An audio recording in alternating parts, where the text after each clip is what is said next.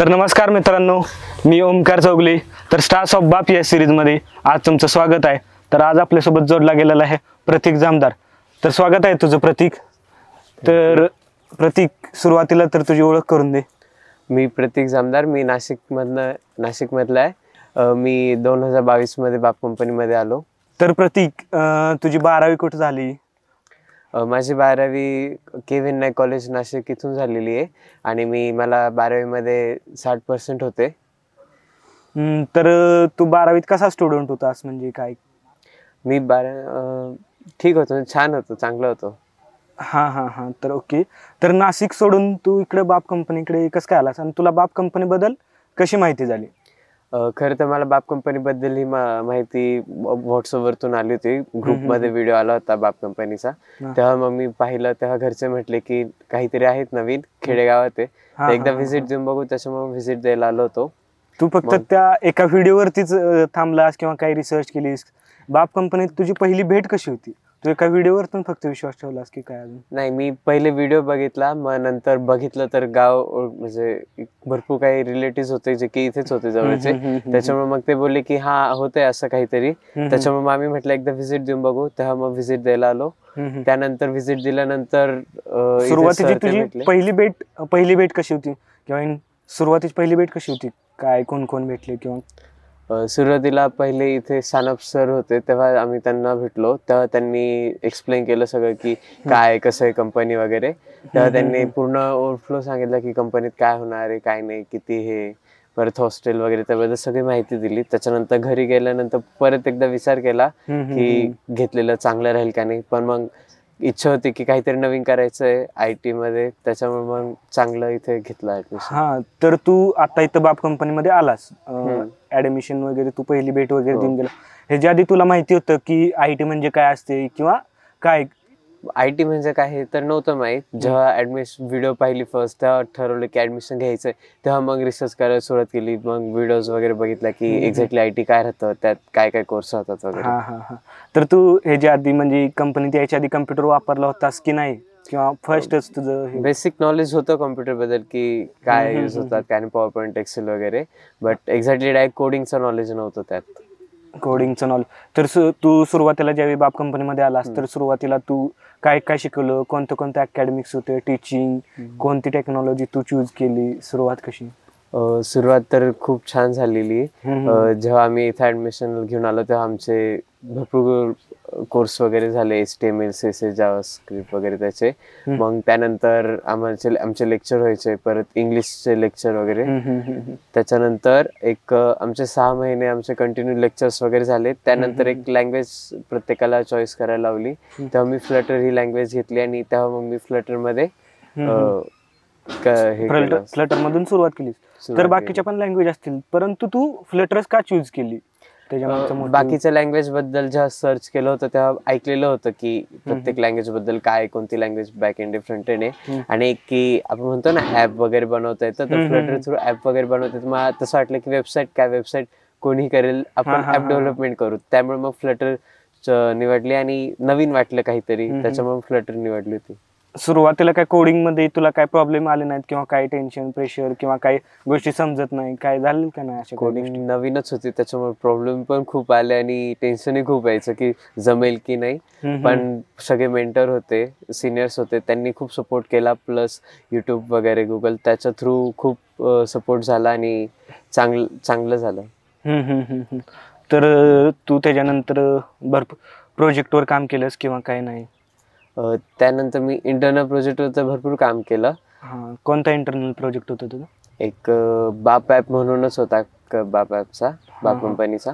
त्याच्यावर काम केलं. एक पीपल मॅनेजमेंट म्हणून त्याच्यावर काम केलं. तर तुझी प्रोजेक्टवरती काम केले, तिला सुरुवातीला तुझं इंग्लिश कम्युनिकेशन किंवा काय काय आलं, IT एथिक्स, वर्क एथिक्स, किंवा काय काय गोष्टी फेस कराव्या लागल्या? कुठं प्रॉब्लेम आला तुला? काय एक सर्वात जास्त म्हणायला गेलं तर एक इंग्लिश आणि कॉन्फिडन्स, 2 गोष्टींचं खूप कमी पडत होती. पण नंतर हळूहळू ते बिल्डअप झालं खूप. तर तू आता बाप कंपनीमध्ये, तर तू आता 3rd इयरला आहेस, तर तू आता कोणत्या टेक्नॉलॉजीवर काम करतोयस किंवा काय टेक्नॉलॉजी आहे? आता मी बाप कंपनीमध्ये UX डिझायनर म्हणून काम करतोय, VMS प्रोजेक्टवर सिम्प्लिफायचा. व्हीएमएस वरती येस. तू फ्लटर आता कोडिंग सोडून तू फिग्मा आणि तू युआय युएक्स काय हो युआय युएक्स डिझायनर, हो. तर ही गोष्ट का चूज केलीस किंवा काय काय ह्या गोष्टी तू सुरुवातीला का शिकलास किंवा आता क्लायंट तू इंटरनॅशनल प्रोजेक्टसाठी काम हो. करतोय, तुला कसं वाटतं एकंदरीत? खूप छान वाटतं आणि लँग्वेज स्विच करण्याचा मोटिव्ह होता की हम्म. प्रत्येकाने एकच लँग्वेज स्टिक नाही राहावं ना, त्यामुळं हम्म. नवीन काहीतरी शिकायचं गोष्टी होतं. एक्सप्लोर केल्या पाहिजे. हो, त्यामुळे मग UX डिझायनरचं सर्च केलं. हम्म. त्याबद्दल मग इन्फॉर्मेशन इंटरेस्ट आला. डिझायनिंग होतं, हम्म. पहिल्यापासूनच डिझाईन खूप आवडतं, हम्म. त्यामुळे मग त्याच्यात एक्सप्लोर केलं. डिझाईन मग तुझ्या इंटरनॅशनल प्रोजेक्टचा एक सुरुवातीचं म्हणजे आता तू इंटरनॅशनल प्रोजेक्टवर काम करतोय, कसं वाटते तुला किंवा काय गोष्टी फेस केल्या सुरुवातीला, काय अडचण आली? म्हणजे क्लायंट कम्युनिकेशन, त्यांचं इंग्लिश थोडं चांगलं आहे आणि आपलं इंग्लिश थोडंफार आपण कमी पडतो इंग्लिशच्या बाबतीत, हो. किंवा कम्युनिकेशन किंवा काय गोष्टी तुला फेस कराव्या लागल्या? सेम की इंग्लिशचाच प्रॉब्लेम जो की इंग्लिश कम्युनिकेशन होत नव्हतं प्रॉपरली वगैरे, पण मग जसं प्रोजेक्ट पुढे होत चालला तसं कम्युनिकेशन दररोज होत राहिलं. मग त्यांनीही सपोर्ट केलं बाकीच्या क्लायंटनी वगैरे, आणि माझं इंग्लिश खूप प्रमाणात इम्प्रूव्ह झालं चांगलं. हा, तर बाप कंपनीमध्ये आलं, तुला काय वाटते तुझ्यामध्ये काय डेव्हलपमेंट झाली आणि तुला वाटते की शिव निर्णय तुझा खरंच चांगला ठरला की काय काय गोष्टी तुला शिकलास? बाप कंपनीमध्ये मी भरपूर गोष्टी शिकलोय, जसं की कोडिंग म्हटलं तर तो एक भाग आहेतच, आणि अजून सेल्फ इम्प्रूव्हमेंट पण खूप झालेली आहे की कॉन्फिडन्स आला प्रत्येक गोष्टीमध्ये की हा मी हे करू शकतो, ज्याला की पहिले वाटत होतं की का करायचं, आपण ह्याच्यात नवीन आहेत, काय नाही, नको, नाही लांब राहिलं बरं. तर ते सगळं सोडून आता कॉन्फिडन्स यायला लागला की मी करू शकतो, मला जमेल सगळं, किंवा आपण नाही म्हणण्याऐवजी प्रत्येक गोष्टीला हा म्हणू शकतो. आणि एक इंग्लिश कम्युनिकेशन पण खूप बऱ्यापैकी चांगलं इम्प्रूव्ह झालं, जेणेकरून की आता बाकीचे सुद्धा म्हणतात की नाही खरंच खूप चांगलं आहे असं. तर आता तुझं शेड्यूल कसं असते, म्हणजे वर्किंग टाइम किती ते किती असतोय किंवा कशा गोष्टी असतात? सकाळी 9ला लॉग इन केलं की संध्याकाळी 9-9:30लाच लॉग आउट होतं डायरेक्ट. मध्ये एक लंच ब्रेक असतो 1.5 तासाचा, आणि त्यानंतर परत अर्ध्या तासाचा एक ब्रेक असतो 6-6:30चा. हा, त्याच्यानंतर म्हणजे भरपूर वेळ असतो शेड्यूल. हो. त्याच्यानंतर तुला रात्री वगैरे काय जास्त वेळ बसायला लागते हा, किंवा त्यानंतर सुद्धा 10:30 नंतर मोबाईल सबमिट झाल्यानंतर जर वर्क असेल, काम असेल पेंडिंग वगैरे, किंवा एक्स्ट्रा काही करायचं असेल तर त्यासाठी बसावं लागतं. मोबाईल पण लिमिटेड वेळेतच असतो का तुला? मोबाईल सुद्धा लिमिटेड वेळेत असतो. म्हणजे एक रूल आहे की कंपनीमध्ये जास्त ऑलरेडी आपण PC जवळ बसतो, त्याच्यामुळे त्याचे सुद्धा लेन्स काय म्हणतात डॉन परिणाम होतो ना, त्याच्यामुळे मोबाईल पासून जरा लांब राहावं, त्याच्यामुळे त्याला सुद्धा टायमिंग आहे. आणि तर तुला असं वाटत नाही का की तुझी जे मित्र वगैरे कोण नाशिकची असतील ती बाहेरच्या कॉलेजेसमध्ये आहेत, ती मजा मस्ती करतात आणि तू एकाकडं या स्ट्रिक्ट अँड डिसिप्लिन लाईफ मध्ये, तुला काय वाटते?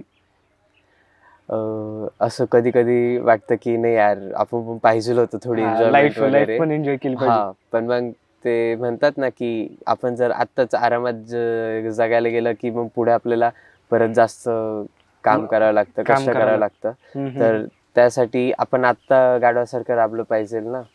त्याच्यामुळे मग नाही विचार करत जास्त की ठीक आहे, जे चालू आहे ते चांगल्यासाठी होतं, आपण आत्ता जर चांगलं केलं तर आपण पुढे चांगलं जाऊ शकतो, त्याच्यासाठी करत राहायचं. हा, तर तू आता एका IT कंपनीमध्ये शिकतोय पण आणि काम पण करतोय, लाईव्ह प्रोजेक्टवर पण काम करतोय, तर तुला कसं वाटते?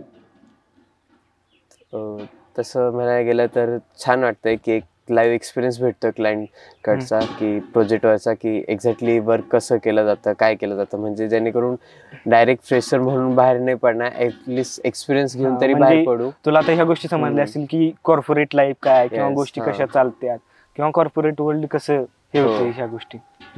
त्याचे खूप म्हणजे एक इम्पॅक्ट पडतो की आपण बाहेर गेल्यावर लोकांना वाटतं की फ्रेशरला काहीच येत नसतं, आणि खरं तर नॉलेजही नसतं काही कोणाकडे फ्रेशरचं, की कॉर्पोरेटमध्ये कसं राहिलं पाहिजे किंवा तिथे कसे वर्क होतं काय नाही. ऑनलाईन तर सगळेच बघतात पण प्रॅक्टिकल कोणाकडे राहत नाही. तर एक तो पॉईंट आहे, प्लस पॉईंट, की त्याच्याने कळतं की कॉर्पोरेटमध्ये कसं राहिलं पाहिजे, कसं सिनियरशी बोललं पाहिजे किंवा कसं रिस्पॉन्स केलं पाहिजे प्रत्येक गोष्टीला, क्लायंट कसे हँडल करतात, या भरपूर साऱ्या गोष्टी तुला आता ह्या समजल्या असतील, जी की तुझी जी बाहेरचे मित्र वगैरे त्या गोष्टी त्यांना ह्या करता येत नाही. हो, ते खरं आहे. तुला काय वाटते बाप कंपनी हा प्लॅटफॉर्म कसा आहे? खरं तर बाप कंपनी हा प्लॅटफॉर्म सगळ्यांसाठी खूप चांगला आहे. इथे कोडिंग नसून तर बाकीच्याही गोष्टींसाठी खूप काय म्हणतात मुभा आहेत की म्हणजे हा, तुम्ही म्हणजे आपल्याला प्रत्येक गोष्टीत एक्सप्लोर करायची. एक्सप्लोर करता येईल की तुम्हाला असं नाही की कोडिंग लोकांना वाटतं ना IT म्हणजे फक्त कोडिंग असतं. हा तो कोडिंग नाही, त्याच्यात डिझायनिंग पण आलं, प्रोजेक्ट मॅनेजर, टेस्टिंग, QA सगळंच आलं. तुम्ही सगळ्या गोष्टी म्हणजे भरपूर साऱ्या आपल्या IT मध्ये पण भरपूर गोष्टी आहेत. हो. इंजिनिअरिंग किंवा जे बाहेरचे लोक कॉलेजला ऍडमिशन घेतात फक्त त्यांना ती नाव माहिती आहेत. IT मध्ये कोडिंग सोडून बाकी काय गोष्टी आहेत किंवा काय असतात ह्या गोष्टी पण माहिती नाही आहेत लोकांना. तर त्या सुद्धा खूप एक्सप्लोर करायला भेटतात. आणि प्लस प्रत्येक गोष्टीसाठी तुम्हाला सेल्फ स्टडी करावा लागतो, तर त्याच्याने तुमचं नॉलेज अजूनही बिल्ड होतं. तो एक प्लस पॉइंट आहे. तर तू तुझं फिग्मा आणि विक स्टुडिओ ते आता त्याच्यावरती काम करतोय, तर त्याला सुरुवातीला कोणी टीचिंग दिलं, कोण मेंटर होतं, की जे तुझे मेंटर्स होते किंवा जे तुझे मेंटर्स असतील जे कोण मोठे छोटे, किंवा तू स्टार्टिंगचा लर्निंग पिरियड कसा होता तुझा? तसं बघायला गेलं तर बाप कंपनीमध्ये UX डिझायनर कोणी नव्हतं सिनियर, बट म्हणजे तू फ्रेशरच सुरुवात केलीस. राव सर होते. मग आम्ही त्यांना सांगितलं आम्हाला UX करायचंय. मग ते बोलले ठीक आहे चालेल, करू शकतो, मी तुम्हाला सपोर्ट करतो, काही लागलं तुम्ही माझ्याकडनं या. मग आम्ही तसं कनेक्ट करत गेलो त्यांच्याशी. त्यांनी आम्हाला भरपूर व्हिडिओज पाठवल्या, खूप काही प्रोव्हाइड केलं. मग त्याच्या थ्रू आम्ही सेल्फ स्टडी करून हे केलं, शिकलो. आणि आता प्लस प्रोजेक्टवर असताना बाकीचे जे दुसरे क्लायंट आहेत तिकडच्या कंपनीतले सिम्प्लिफायचे, तर ते सुद्धा सिनियर UX डिझायनर आहे, त्यांच्याशी सुद्धा कम्युनिकेट करता करता आता त्यांच्याकडनंही बरेच आम्ही नॉलेज शिकलो आता. तुझी भविष्यात काय म्हणजे काही गोल्स किंवा ड्रीम्स काही गोष्टी आहेत का नाही, किंवा तू भविष्यात तू स्वतःला कुठं बघतोस, फॅमिली गोल्स किंवा काय? तसे गोल्स खूप आहे, स्वप्न पण खूप आहे, पण सध्या एक स्वप्न आहे की मला UX डिझायनरमध्ये सिनियर लेवलला जायचंय आणि चांगल्या कंपनीमध्ये चांगल्या पोस्टवर राहायचं. तर तुझी एक म्हणशील की तुझी ड्रीम कंपनी कोणती आहे का, किंवा MNC वगैरे काही गोष्टी तू हे केलंस का? ड्रीम कंपनी तर नाही माहीत, पण मग ज्या कोणत्या कंपनीत जाईल त्या कंपनीमध्ये एक चांगल्या पोस्टवर जायचंय आणि बाप कंपनीशी नेहमी कनेक्टेड राहायचं बस. तर आता तू तुझं 3rd इयर चालू, आता लवकरच तुझं 3rd इयर कम्प्लीट होईल आणि तुझा आता पहिला पगार पण येणार आहे. तर तू पहिल्या पगारात काय करशील? फर्स्ट पेमेंटमध्ये तर एक इच्छा आहे की घरच्यांसोबत कुठेतरी बाहेर ट्रिपला जायचं, जेणेकरून घरच्यांसाठी काहीतरी केलं जाईल, की घरचे म्हणतील की नाही माझ्या मुलाचं फर्स्ट पेमेंट होतं तर आम्ही गेलो कुठेतरी किंवा त्याने हे केलं आमच्यासाठी, ते कौतुकाने दुसऱ्यांना सांगू शकल, असं काहीतरी करायचं. तर तुझं जी आता जी मुलं 12वीला आहेत किंवा जी आता 12वी पास आउट होणार, तर तुझं त्यांच्यासाठी एक काय मत राहील की कुठे ऍडमिशन घेतलं पाहिजे किंवा कशा गोष्टी झाल्या पाहिजेत? त्यांच्यासाठी माझं एवढंच सांगणं राहील की बाप कंपनी हा प्लॅटफॉर्म खरंच खूप चांगला आहे प्रत्येक विद्यार्थ्यासाठी, कारण की इथे त्यांना पाहिजे त्या गोष्टी ते एक्सप्लोर करू शकतात, खूप काही गोष्टी नवीन. नुसतं फक्त कोडिंगचं नॉलेज तर नाही, तर बाकीच्या गोष्टींमध्ये सुद्धा ते खूप बिल्ड होऊ शकतात. तर हा होता प्रतीक सोबतची बाप कंपनीतली जर्नी. तर धन्यवाद प्रतीक. तर आपण भेटू आता पुढच्या पार्टमध्ये पुढच्या गेस्ट सोबत.